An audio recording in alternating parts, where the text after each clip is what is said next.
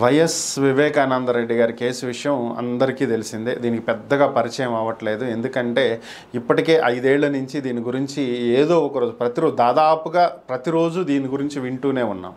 అయితే గత ప్రభుత్వ హయాంలో తన తండ్రి హత్య చేసినటువంటి వాళ్ళెవరు, తన తండ్రిని హత్య చేసినటువంటి వాళ్ళెవరో కనుక్కోవాలి, దీనికి సంబంధించి సిబిఐ ఎంక్వైరీ వేయాలి అంటూ కోర్టుని ఆశ్రయించి సిబిఐ ఎంక్వైరీ తెచ్చుకున్నటువంటి వైఎస్ సునీతారెడ్డి ఆ తరువాత ఆమె వైసీపీకి కూడా టార్గెట్ అవ్వటం జరిగింది. ఆమె నేరుగా అప్పటి వైసీపీ ఎంపీ, ప్రస్తుత వైసీపీ ఎంపీ కూడా అవినాష్ రెడ్డిని టార్గెట్ చేయటం, ఈ హత్య వెనుక తన హస్తం ఉందని చెప్పి ఆమె చెప్పటం, అలాగే వైసీపీ కూడా ఈ హత్య వెనుక సునీత భర్త నరెడ్డి రాజశేఖర్ హస్తం కూడా ఉందని చెప్పి వాళ్ళు చెప్పటం. సో ఓవరాల్గా ఇవన్నీ జరిగిపోయినటువంటి కథలు. అయితే ఎన్నికల సమయంలో జగన్కి వ్యతిరేకంగా భారీగానే వీళ్ళు ప్రచారం చేయటం జరిగింది ఈమె. అయితే ఇప్పుడు ఈరోజు ఆమె ఏపీ ప్రస్తుత హోమ్ మినిస్టర్ వంగలపూడి అనితను కలవటం జరిగింది. అయితే ఈ భేటీయే ప్రాధాన్యతను సంతరించుకుంది.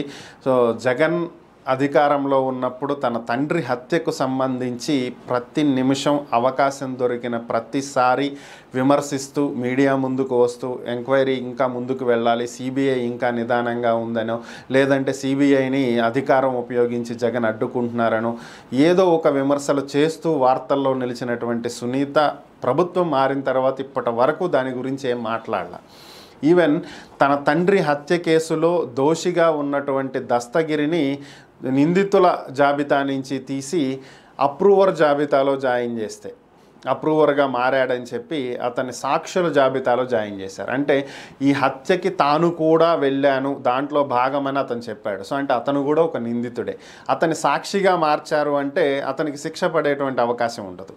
ఎందుకంటే నిందితుల మీద ఆరోపణలు నిజమైతే వాళ్ళకి శిక్ష పడుతుంది. అసలు సాక్షుల మీద ఆరోపణలు ఏమి ఉండవు కదా, వాళ్ళు నిందితులు కాదు కదా, కేవలం సాక్షులు.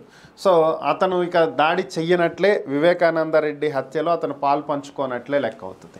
సో మరి ఇలా చేంజ్ జరిగినా సరే ఆమె ఇంతవరకు దాని గురించి స్పందించాల. మరి ఇలాంటి పరిస్థితుల్లో ఏపీ హోమ్ మినిస్టర్ని కలవటం దేనికి సంకేతం, అసలు ఎందుకు కలిసింది ఆమె, ఏం చెయ్యాలనుకుంటుంది ఏంటి అనేటువంటి అంశాలే ఇప్పుడు చర్చనీయాంశంగా మారాయి.